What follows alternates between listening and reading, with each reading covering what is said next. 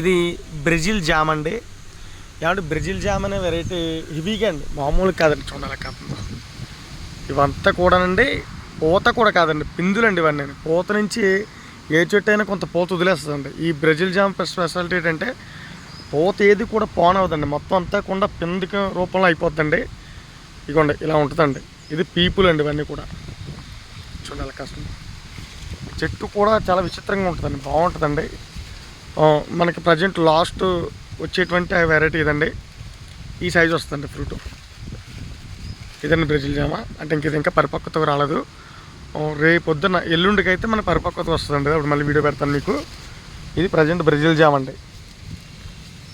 ఇలా కాస్తమాట అండి, హెవీగానండి. మొదలకు కూడా మొదల నుంచి చెట్టు కింద వరకు కాస్తూ ఉంటుంది. టబ్లో పెట్టేసుకొచ్చండి వెరైటీ. ఇది సంవత్సరంలో దీనికంటే సీజన్ ఏమి ఉంటుందండి, ఎప్పుడు పడితే అప్పుడు కాస్తూ ఉంటుందండి మన దగ్గర. ఇదిగోండి ఈ మాదిరిగా ఉంటుంది అన్నమాట. అవి పిందులు అవుతూ ఉంటే వచ్చి వస్తూనే ఉంటుందండి.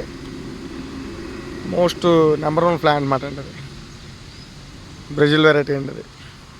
ఈ వెరైటీ నేను చాలా బాగా ఇష్టపడేది అండి. నాకు జామ్లో తింటా కూడండి చాలా బాగుంటుందండి. టేస్ట్ కూడా పుల్లగా తీగా బాగుంటుందండి. ఇలా కాస్తుందండి కాయలు. ఇది ఫుల్ ముగ్గితే అండి తీయగా ఉంటుందండి. అది ముగ్గకపోతే పుల్లగా ఉంటుందండి. అది చూసారుగా బ్రెజిల్ జామ్ అండి మనకి ఏకరాజా ఫామ్లోని. ఈ వీడియోని ఫ్రెండ్స్ అండ్ ఫ్యామిలీకి షేర్ చేయండి. కొత్త విషయాలు తెలుసుకోవాలంటే మన ఛానల్ సబ్స్క్రైబ్ చేసుకోండి.